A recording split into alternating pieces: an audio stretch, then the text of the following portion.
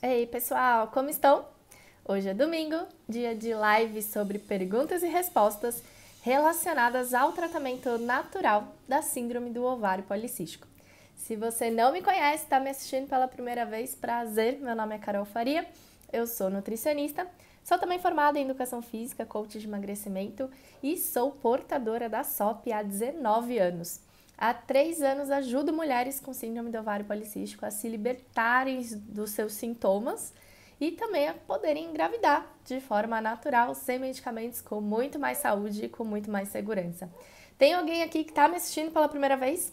Se você é novo ou nova, gente, tá enroscado hoje. Se você é novo ou nova por aqui, a gente tem aí no chat a Ana Vitória. Ana Vitória é da minha equipe e ela ajuda vocês durante a live, respondendo, tirando as dúvidas que vocês colocarem aqui nos comentários. Hoje é live de perguntas e respostas e eu respondo as perguntas das figurinhas. Então, se você quiser que eu responda a tua pergunta aqui ao vivo, tem que deixar na caixinha de perguntas que fica aqui embaixo.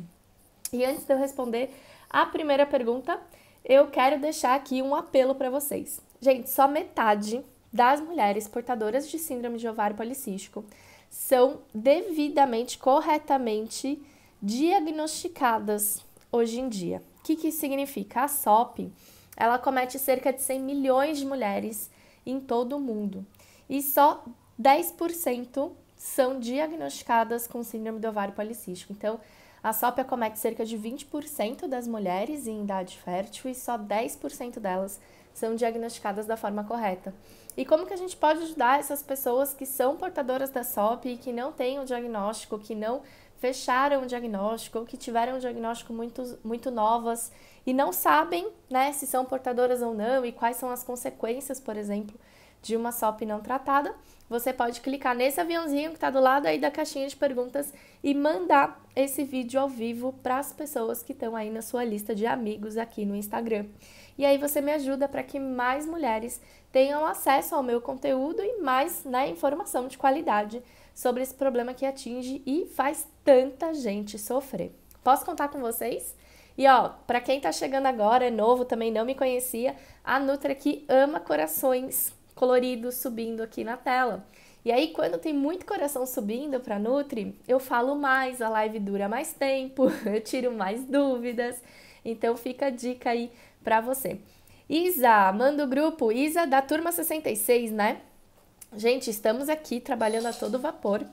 Eu, Ana Vitória, o pessoal da equipe, né, secretário de atendimento, estamos trabalhando a todo vapor, porque amanhã começa a turma 67 do desafio de síndrome de ovário policístico, né? 30 dias contra a SOP, versão 2.0 ou turbo. E essa versão, ela tá fantástica, porque são 100% de desafios novos, mas muito conteúdo, muitas aulas inéditas e exclusivas para o pessoal de 30 dias contra a SOP. Aulas minhas, né, nutricionista, mas aulas também de ginecologistas, endocrinologistas, outros profissionais da área da saúde que eu tenho certeza que vão atuar te ajudando muito e melhorando, né, ainda mais o seu conhecimento sobre o tratamento natural da síndrome do ovário policístico. Quem tem mioma, endometriose e é tentante, também pode se inscrever no Desafio Vem Cegonha, que também começa amanhã, que também vai ter muito conteúdo exclusivo, inclusive de outros profissionais, mas que é destinado às tentantes. Essa é uma dúvida muito comum, né? O desafio de SOP, gente, é só para quem tem SOP mesmo, em qualquer momento da vida. Pode ser quem está tentando engravidar, pode ser a mulher que já é gestante, pode ser a mulher que está aí no período de pós-parto, que nem sonha, nem quer ter filhos, mas que quer ter um tratamento da SOP mais natural, mais verdadeiro, né? Que realmente ajude aí no tratamento dos sintomas. E o grupo Vem Cegonha é para as mulheres com SOP que desejam engravidar, mas é também para qualquer outra mulher. Mulheres que têm endometriose, mulheres que não têm absolutamente nenhuma doença, mas querem garantir uma programação metabólica para o bebê, de forma que ela engravide mais facilmente e que o neném nasça com mais saúde, né? Aquele bebezão que a gente ama, que é o bebê que literalmente mama e dorme, né? Quem não quer um bebê desse? Que não tem cólica, que não sofre, que não tem problema respiratório, que tem uma genética que favoreça, né, a saúde. Então, Vem Cegonha também está começando amanhã, as vagas são limitadas, para ambos as vagas estão terminando, então quem tiver interesse em conhecer mais sobre os grupos, corre lá, faz a inscrição, porque eu tenho certeza que vocês não vão se arrepender. E falando de 30 dias contra a SOP, gente, quem fez as turmas anteriores, eu recebi muita pergunta dessa ontem. Carol, eu já fiz parte da turma 10, 15, 20, 30, 50, 60, vale a pena eu me inscrever nessa turma nova? Com certeza vale, porque como eu disse, os desafios são 100% inéditos, o tema vai ser muito mais aprofundado, então mesmo quem já fez o desafio anterior, com certeza vai ser beneficiado por essa nova turma, certo? Eu espero vocês lá. E agora vamos para as dúvidas, né? Concurseira 5AM perguntou, creatina é bom para quem tem síndrome de ovário policístico? Gente, quem tem SOP não é diretamente beneficiado pelo uso da creatina não, tá? Ela não tem um papel específico como outros suplementos têm nesse tratamento da SOP. Mas ela é um dos suplementos que podem ser usados, por exemplo, para quem treina, para quem tem uma rotina de exercícios, né, mais intensa, mais pesada, quem tem um treino pesado, por exemplo, de hipertrofia e sente dificuldade na recuperação. Só que, por outro lado, a creatina também incha muito, né? Ela aumenta bastante aí a nossa retenção de líquido, o nosso inchaço. Então, nem todo mundo pode usar, nem todo mundo deve usar. E quem for usar tem que ser sob recomendação de nutricionista ou profissional da área da saúde, certo? Não se autossuplementem, porque isso pode ser arriscado para a sua saúde, além de não trazer o benefício que você gostaria de obter, certo? Vamos lá para mais uma pergunta? Pergunta da Moisiane. Pasta de amendoim faz mal para a esteatose hepática? Bom, seguinte, esteatose hepática, ela é o acúmulo de gordura no fígado, né? Para quem não sabe. E essa gordura se acumula no nosso fígado principalmente pelo alto consumo de carboidratos. Então, quando a gente consome muito carboidrato, principalmente os carboidratos simples, refinados, de alto índice glicêmico, a gente aumenta a nossa esteatose, né? E a esteatose, ela também é acompanhada pelo aumento do ganho de peso da pessoa. Então, como muitas das mulheres com SOP apresentam dificuldade em perder peso, né, sentem um metabolismo um pouco mais lento, têm um pouco mais de dificuldade em emagrecer, até por conta de toda a questão realmente da SOP, né, resistência à insulina e outras questões, a mulher com SOP que apresenta essa dificuldade, que sente essa dificuldade em perder peso, ela com certeza vai ser maleficiada pelo consumo de alimentos extremamente calóricos, como é a pasta de amendoim, se ela não souber a quantidade adequada que ela deve consumir e respeitar a frequência certa, né? Então, claro, a pasta de amendoim, assim como qualquer outro alimento, ela não precisa ser exterminada da rotina da mulher que tem síndrome de ovário policístico, mas a mulher que tem SOP, apresenta sobrepeso e obesidade, tem esteatose, que é acúmulo de gordura no fígado, não vai poder consumir exageradamente a pasta de amendoim, nem recomendo que faça isso todos os dias, por exemplo, né? Então, essas são aí as minhas observações quanto a esse consumo. É proibido? Não, nenhum alimento é proibido para a mulher que tem síndrome de ovário policístico, mas alguns são mais adequados e outros são menos adequados ao tratamento e aos objetivos dessas meninas, né, dessas mulheres, tá bom? Vamos lá, outra pergunta. Fazer curva glicêmica com frequência não piora a SOP pela quantidade de glicose que ingerimos? Pergunta da Daia. Dá seguinte, se a gente for pensar, né, faz até um pouco de sentido a sua dúvida e a sua pergunta, mas a mulher com síndrome do ovário policístico não faz a curva com frequência, né? Ela faz a curva para ela ter o diagnóstico da síndrome do ovário policístico na presença de resistência à insulina. E aí, quando a gente tem o diagnóstico de resistência à insulina, a gente vai tratar através da alimentação, dos exercícios, controle de estresse, melhora do sono. Em alguns casos, as mulheres precisam de medicamento, mas algum tratamento vai ser realizado, algum tratamento vai ser feito. E essa curva ela vai ser repetida aí entre 4 até 6 meses do início desse tratamento. Nesse período, a gente já vai ter uma diminuição da resistência à insulina.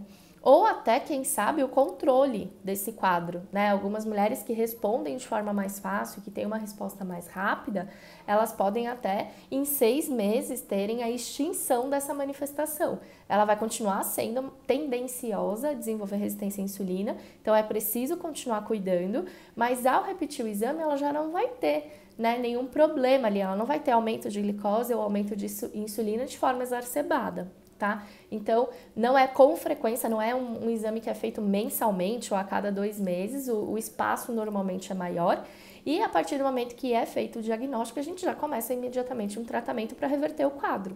E a gente só vai saber se esse quadro foi revertido ou não repetindo o exame. Então, é por isso que a gente faz aí a cada 6 meses, né? Quem está em uma situação de controle já conseguiu controlar a resistência à insulina, já está com uma rotina de atividade física, alimentação toda certinha, ela pode repetir o exame, por exemplo, uma vez por ano para acompanhamento, né? Para saber se ela está ou não voltando a ter essa manifestação, tá? Mas não é um exame que a gente faz sempre, nem com frequência, e é por isso que a gente precisa, né, de uma recomendação médica para executar esse exame, não é simplesmente ir lá no laboratório e pedir, né? O médico tem que estar guiando e monitorando também essa frequência de exames, tá bom? A SOP pode dificultar a implantação do embrião ao útero, causando uma gestação ectópica? Olha só, eu não conheço nenhum artigo científico que relacione gestações ectópicas com a síndrome do ovário policístico, tá? E, na verdade, a gestação ectópica não acontece por uma dificuldade de implantação do embrião no útero. É quando o espermatozoide encontra o ócito e ocorre a fertilização, né? Ocorre a concepção antes do óvulo, do ócito, chegar onde deveria chegar. Então, eu acredito que não haja uma interação, tá? Também, como eu falei, nunca vi nada científico que mostre uma relação entre SOP e gestação ectópica.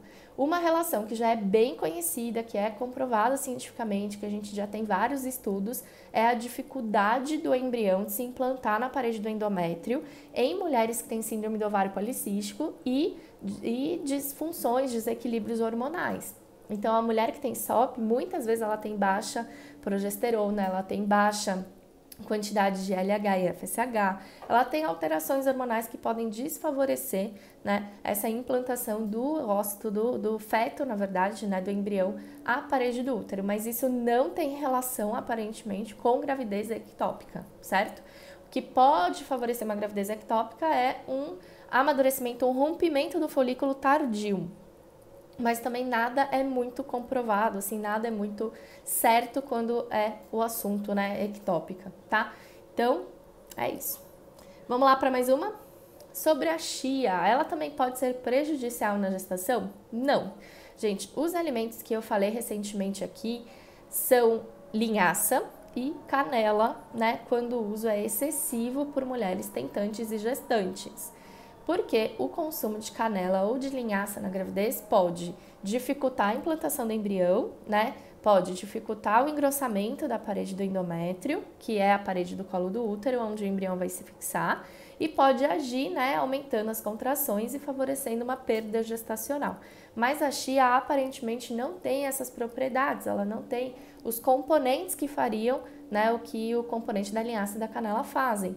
Então, com a chia não há, né, pelo menos por enquanto, nenhuma contraindicação no consumo dela durante a gravidez, tá? Inclusive para mulheres que sofrem com constipação, têm o intestino mais lento, precisa de ajuda nesse sentido, a chia é uma boa estratégia para ajudar aí na melhora do intestino, tá bom?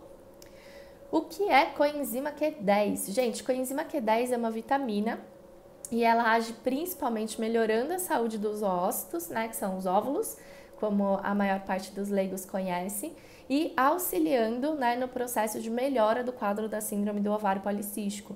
Então, quem sofre com a SOP e tem uma dificuldade, por exemplo, a perder peso, sente uma dificuldade na questão de catabolismo, sente muita inflamação corporal, né? Tem uma situação de inflamação, a coenzima Q10 é excelente. Pensando nas tentantes, ela vai atuar melhorando a qualidade do ócito e tornando ele mais maduro e mais pronto para ser fertilizado, aumentando bastante as chances da concepção acontecer. Mas é um suplemento que a gente deve consumir sob orientação médica ou nutricional. Então, não vai na farmácia ou na loja de manipulação e pede aí para manipular Q10, porque a chance de você errar é muito grande, inclusive com relação à dosagem e também em relação à concentração na cápsula, tá? Então, sempre sob orientação médica. Quem está amamentando pode comer chia e linhaça? Pode, cá, sem problema nenhum, tá? Até porque durante a amamentação, dificilmente a mulher está tentando engravidar, né? Então, não haveria nenhum tipo de problema. Colocar mel em certos alimentos é ruim para a síndrome do ovário policístico? E uma seguinte, mel é um carboidrato, ponto, né? É um carboidrato, tem alto índice glicêmico, é absorvido de forma rápida, pode elevar a sua glicemia e, consequentemente, aumentar a sua produção de insulina, piorando resistência à insulina e piorando sintomas de síndrome de ovário policístico. Porém, contudo, entretanto, todavia, o mel é uma melhor opção a alguns tipos de açúcares, por exemplo, o açúcar branco, o açúcar refinado, o açúcar cristal, né? Os açúcares que são aí mais facilmente absorvidos, digeridos e tudo mais. Porque o mel tem uma propriedade antibiótica natural, então ele acaba atuando como antibiótico, evitando aí a manifestação de algumas patologias e também de algumas inflamações e infecções corporais. Isso é um excelente ponto, né? Um excelente benefício. E ele é, vamos dizer, né, um açúcar natural, né? Ele não passa por um processo de industrialização intenso, um processo aí que torna ele um produto cheio de aditivos, adoçantes, corantes e etc. Pensando dessa forma, o mel é melhor do que algumas opções. Então, se, por exemplo, você vai substituir o açúcar branco pelo mel, você está fazendo uma boa substituição. Mas, ainda assim, eu vou te orientar a tentar diminuir a quantidade de mel usada, diminuir a frequência do consumo, até que você não precise usar, né? Porque o ideal, gente, é consumir os alimentos sem a adição aí de qualquer tipo de açúcar, de qualquer tipo de alimento ou substância que sirva para adoçar esse alimento, tá? Então, por mais que seja natural, por mais que seja até mais recomendado, o melhor é você realmente, né, exercer, né, fazer esse exercício de diminuição do consumo até que você consiga abandonar o hábito, tá bom? E também não precisa ser do dia para noite, né? Então, eu já tenho falado muito isso. Às vezes a pessoa come, sei lá, açúcar 3, 4 vezes no dia e aí, de repente, ela resolve parar, né? Por conta própria, do nada. Gente, a chance disso dar certo é muito baixa e aumenta muito a chance dela ter um rebote, dela desenvolver uma compulsão, de quando ela comer desenfreadamente. Então, o melhor é que, assim como você aprendeu aos poucos a gostar, né, desse tipo de alimento, você também aprenda aos poucos a deixar de gostar, a deixar de ter o hábito, tá bom? Pergunta da Vanessa, Fertisop é bom? Van, depende do bom pra quê, né? Eu tenho falado bastante, né, já é, acho que, sei lá, terceira, quarta live que perguntam sobre o Fertisop. Eu acho que o Fertisop quem inventou o Fertisop foi muito feliz na escolha do nome, porque ele junta dois nomes que remetem à pessoa efeitos que, de repente, ele não tem, né? Que é fertilidade para síndrome do ovário policístico. Então, a partir do nome, a sensação que a gente tem é que é um medicamento que ajuda na fertilidade da mulher com SOP. E, na verdade, o Fertisop nada mais é do que um composto vitamínico, né? Com inositol, com mil'inositol, em associação a ácido fólico. Então, o efeito dele na síndrome do ovário policístico é principalmente o controle da resistência à insulina pelo efeito do mil'inositol, porque o mil'inositol é uma substância que age melhorando a resposta da insulina, né, nas células da mulher com SOLP, e isso consequentemente faz com que, com menos resistência à insulina, ela produza menos hormônios masculinos, que são os andrógenos. E aí, com menos hormônios masculinos, aumenta a chance dessa mulher conseguir engravidar. Só que percebe que não é um papel direto, né? Primeiro, que não é um remédio, é um suplemento. Segundo, que ele vai atuar melhorando a resistência à insulina e não agindo na fertilidade de forma direta, por exemplo, obrigando a pessoa a ovular, como é um indutor. E o principal, gente, o Fertisop só vai ter esse benefício de ajudar na fertilidade, de melhorar as chances da mulher engravidar, quando ele for feito em conjunto com atividade física, alimentação saudável, prática, né, de exercícios, que é a atividade física, controle do sono, do estresse. Então, não adianta você não mudar a sua rotina, você continuar dormindo pouco, dormindo mal, ficando estressada pra caramba, comendo mal, exagerando nos doces, nos carboidratos e aí tomar Fertisop esperando um milagre. Ele não vai ter efeito algum se ele não tiver em conjunto também com essas outras mudanças, tá? E é importante também avaliar que FortiSop não é remédio para fertilidade. Pergunta da Jéssica. Posso tomar água inglesa para limpar os ovários policísticos? Jéssica, vamos lá. A água inglesa é um fitoterápico que é muito conhecido por limpar o organismo da mulher, né? E muitas mulheres usam para melhora não só dos ovários policísticos, mas também como controle de endometriose e desenvolvimento de mioma. Só que a água inglesa é um fitoterápico, né? E embora, gente, os fitoterápicos sejam de origens naturais, né? Eles não tenham aí um processo de industrialização, eles não sejam considerados medicamentos, eles são considerados, né, substâncias que, quando em excesso ou usados de forma incorreta, podem agravar e piorar muito a saúde da pessoa que os usa. Então, mesmo sendo natural, mesmo sendo extraída de planta, gente, nenhum fitoterápico deve ser usado sem acompanhamento nutricional ou médico, tá? Porque pode sim, né, favorecer alguns aspectos da sua saúde, mas pode piorar muito outros. Então, água inglesa limpa o ovário? Aparentemente sim, quando combinada também com outros comportamentos. É a mesma coisa do FortiSop. Se você tomar água inglesa e não mudar a sua alimentação, não mudar a sua rotina, não melhorar o seu estilo de vida, dificilmente você vai ter um benefício com o uso do fitoterápico, tá? E eu falo muito disso nos meus grupos, né? Tanto o de 30 dias contra a SOP, como também os programas, né, de combate à SOP e o programa Ser Mãe. Eu falo bastante isso, gente. Suplemento e fitoterápico, eles devem ser usados somente para complementar um resultado que você já esteja tendo. Ou seja, a pessoa ela não deve começar o tratamento por eles, né? O fitoterápico e os suplementos, eles estão ali para favorecer e potencializar algo que a pessoa já está atingindo através do que ela tem feito.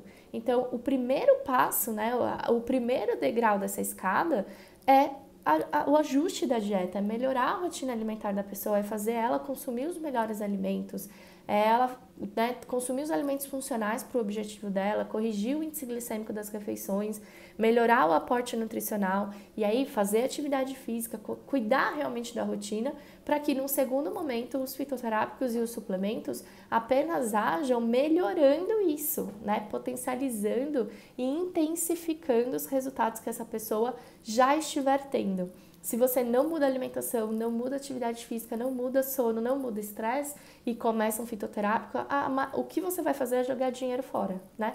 Porque você vai estar usando uma coisa que não vai te trazer nenhum benefício se a base não estiver corrigida, né? Se a base do problema não estiver sendo atingida positivamente através das suas mudanças de vida, tá bom?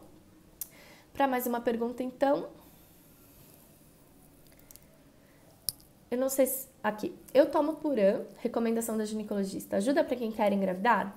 Olha só, gente, Puran é remédio para tireoide, né? Quem vai usar Puran? Quem fez cirurgia de retirada da tireoide, provavelmente aí por algum caso de câncer, ou para quem sofre de hipotireoidismo. Vai atuar diretamente melhorando a chance da mulher engravidar?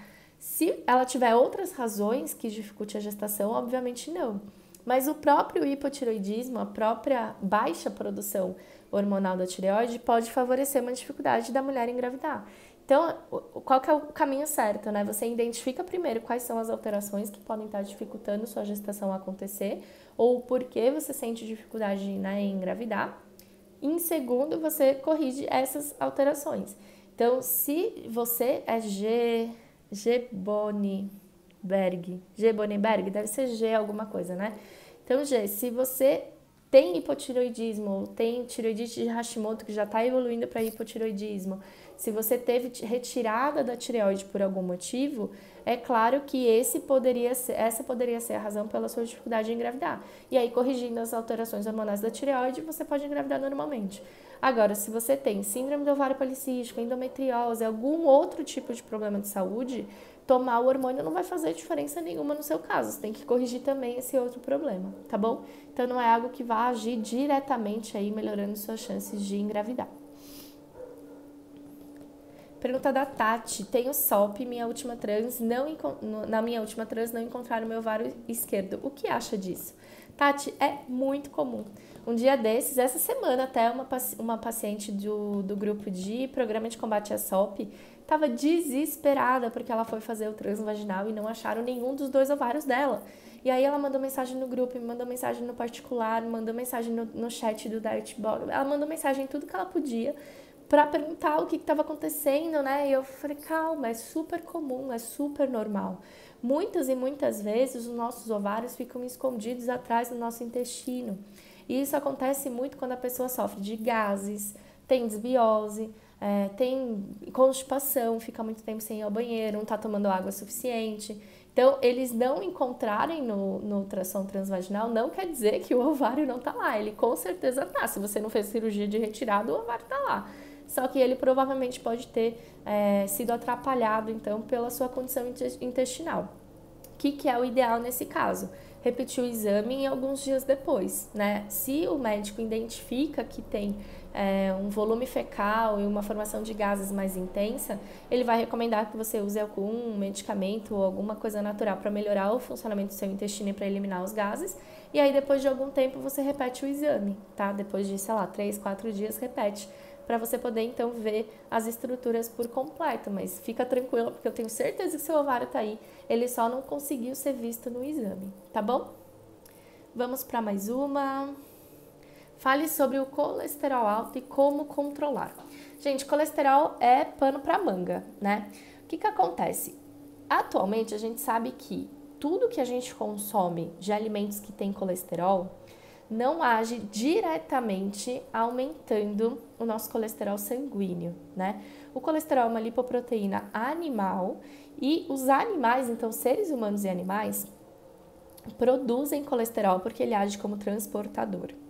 Quais são os alimentos que você consome que são fontes de colesterol? Os animais e os seus derivados. E por ele ser uma lipoproteína, ou seja, uma proteína que depende da veiculação de gordura, ele está presente na gordura desses alimentos. Então, por exemplo, se você vai comer uma batata frita não tem colesterol. Se você vai comer um biscoito recheado não tem colesterol.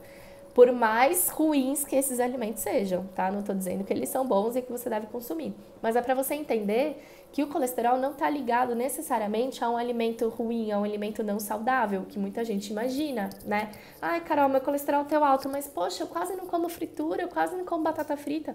Mesmo que comesse, não ia ter interferência nenhuma na questão do colesterol. O que vai ter colesterol? Carne, frango, peixe, ovo, leite, alimentos que sejam de origem animal e que tenham gordura. E aí, se você tem um alto consumo desses alimentos, esse alto consumo pode impactar em 30% do seu colesterol endógeno, do seu colesterol medido lá na sua corrente sanguínea, no seu sangue através do exame. Então, se, por exemplo, o ideal é que o colesterol esteja abaixo de 200. Se chega um paciente no meu consultório que tem um colesterol de 230, vale a pena a gente diminuir a ingestão de colesterol dele na dieta? Vale, porque eu vou conseguir reduzir 30% do colesterol que ele apresenta no exame. De 230, ele pode passar para 160, e aí ele já está super dentro da recomendação de colesterol. Então, vale a pena reduzir um pouco o consumo dos alimentos gordos de origem animal. E observar se o colesterol realmente vai diminuir. Agora, se o seu colesterol é alto de verdade, assim, sei lá, 400, 500, 600 de colesterol, adianta você só fazer dieta, você só tentar seguir uma dieta pobre em colesterol? Não, porque mesmo reduzindo 30% do valor que está no seu exame, você não vai chegar em um colesterol saudável. Isso mostra que o seu colesterol está sendo produzido em excesso pelo seu organismo. E a principal causa disso é uma questão genética, né? Pessoas que têm essa alta produção de colesterol normalmente apresentam casos de colesterol alto na família. E a gente começa a observar isso desde a infância. Tem crianças que vão ao meu consultório que tem colesterol de 200, 220, 230. Elas precisam medicar? Até esse momento não. Mas se elas se descuidarem da dieta e, né, conforme os anos forem passando, elas se tornarem adultas, provavelmente em algum momento o medicamento vai ter que fazer parte disso, tá? E é isso, o que vale a pena fazer em relação a reduzir colesterol? Se o seu colesterol está razoavelmente alto, um pouco acima de 200, vale a pena uma dieta pobre nesses alimentos gordos, tá? Caso contrário, não vai fazer efeito, não vai ser benefício, tá? Vamos lá. Próxima pergunta. Como o homem pode ajudar no processo? Mário P. Filho perguntou. Mário, depende de qual processo você está dizendo, né? Normalmente, se a gente está falando aqui de mulher com síndrome do ovário policístico, né? Se você é parceiro, namorado, noivo ou marido de uma mulher que é portadora da síndrome do ovário policístico, existem várias formas de você ajudar a sua companheira a conseguir ter um tratamento, né, de verdade para isso. O que vocês acham, meninas? Vocês que estão aqui assistindo, como que vocês gostariam que o seu parceiro agisse para te ajudar? Vamos ajudar o Mário? Porque eu achei super fofo ele vir aqui perguntar. E aí eu acho que ele merece, né, uma chuva aí de sugestões e de ajuda para ele. Como que vocês gostariam que o marido, o namorado ou o noivo de vocês ajudasse vocês no processo de tratamento da SOP? Coloquem aqui nos comentários. E aí, Mário, você vai anotando as sugestões que para você fizer mais sentido, tá? Eu imagino que o principal papel do homem nisso tudo é entender da síndrome, tá? Então é muito importante você, antes de mais nada, procurar informação, né, sobre o que é a SOP, quais são as consequências dela, né? Porque a partir desse momento você vai entender melhor o que de repente a sua parceira está manifestando. Então, sei lá, um dia que ela tá com muita baixa energia, que ela tá com muita preguiça, muita vontade de não fazer nada, você vai entender, por exemplo, que não é só uma preguiça, né? Que pode ser um efeito de uma resistência à insulina.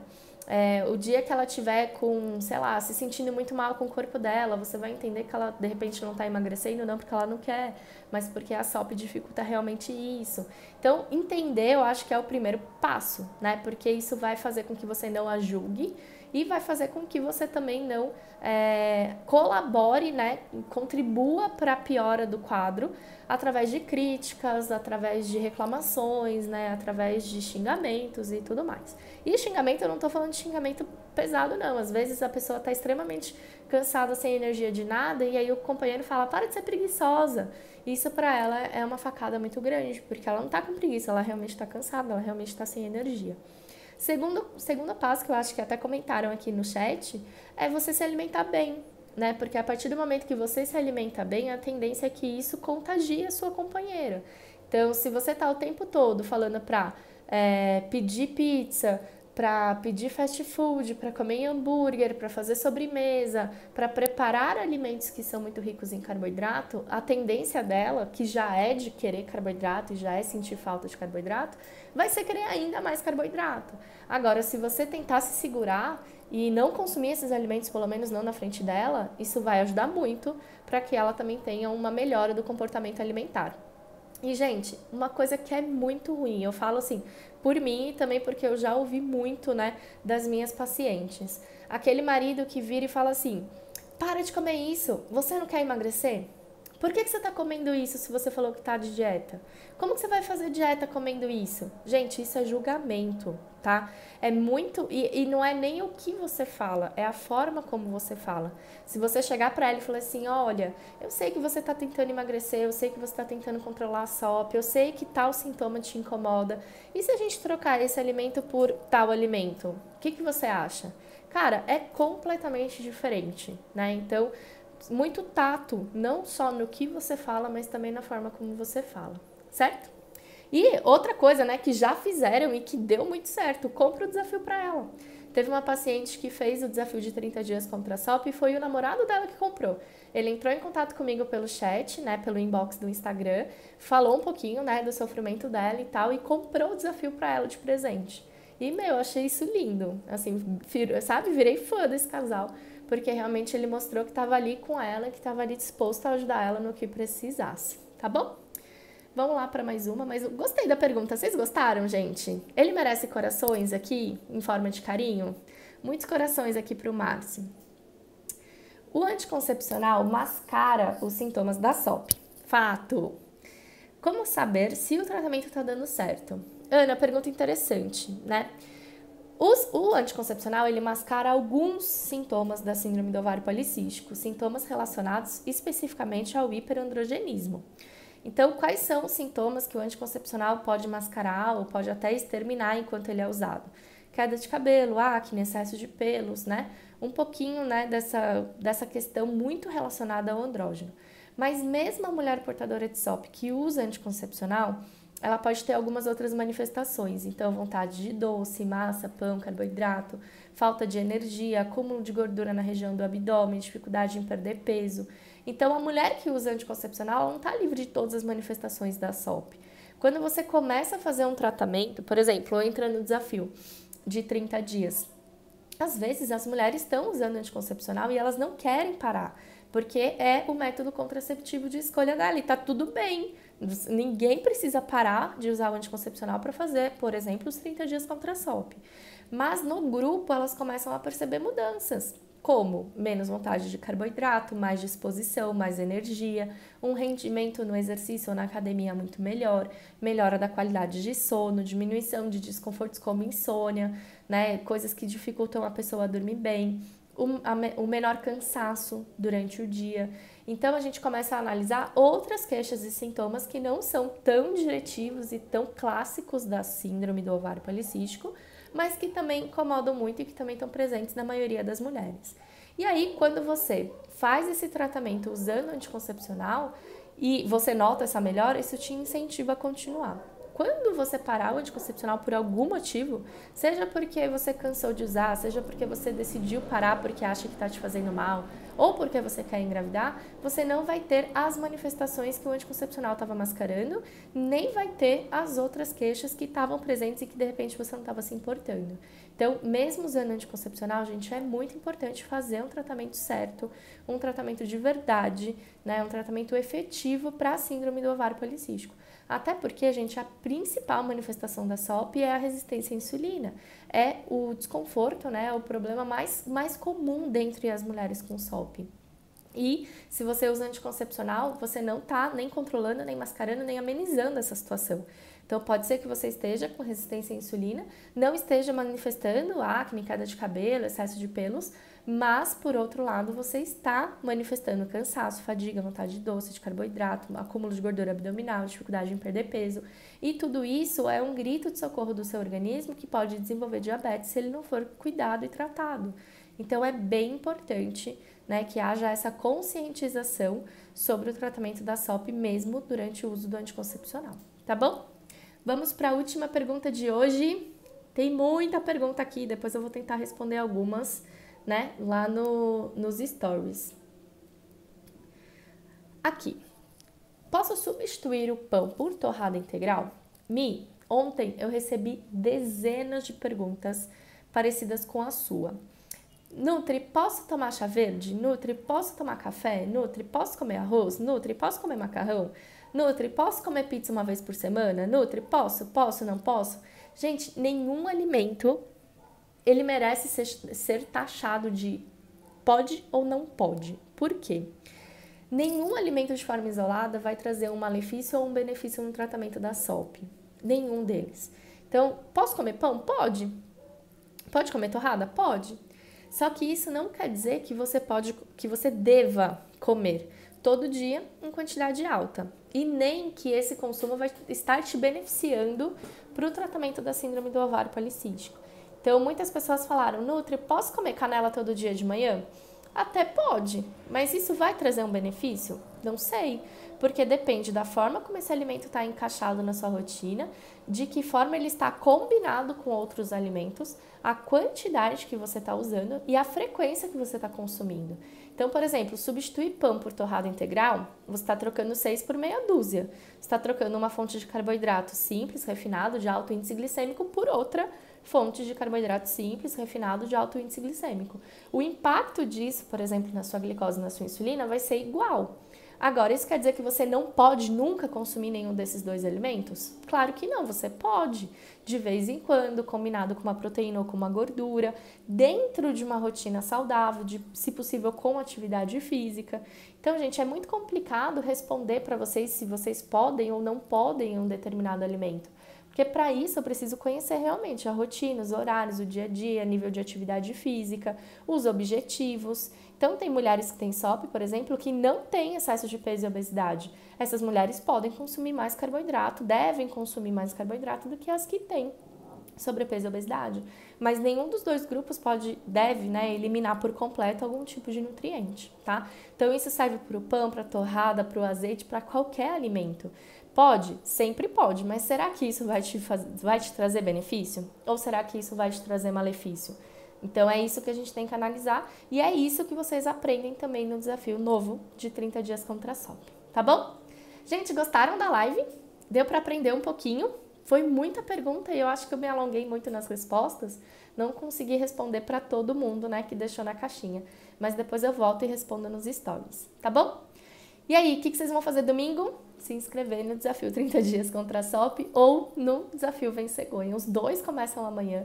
Os dois têm o desafio de SOP 30 dias, o Vencegonha 6 semanas. Ambos são para mulheres que têm síndrome do ovário policístico e o Vencegonha também para quem não tem, certo? O desafio de ambos o valor de ambos é o mesmo. Os dois podem ser parcelados em até 12 vezes, isso dá menos de R$1 por dia. E eu tenho certeza que qualquer um deles vai mudar para sempre a sua relação com esse desafio e com esse problema que você tem enfrentado. Lembrando, gente, que o desafio 30 dias contra a SOP, ele vai custar mais caro logo mais, né? Então, se você quer se inscrever na turma nova, no desafio novo, com todas essas vantagens que eu expliquei no começo da live, faz isso logo, porque o valor dele vai aumentar, né? Desafio novo com valor antigo é só para essas semanas e é importante que você se inscreva quanto antes para depois não ter que pagar mais caro por ele, certo? E é isso. A gente tem live essa semana, terça e quinta. Não tem horário marcado. Então, se você não quer perder o nosso encontro, se você não quer ficar fora, não quer deixar de tirar suas dúvidas aqui ao vivo comigo e com a Ana Vitória, é importante que você ative no seu celular as notificações do Instagram. Porque aí toda vez que eu entrar ao vivo, o Instagram vai te notificar e você vai poder então acompanhar a nossa live. Combinado?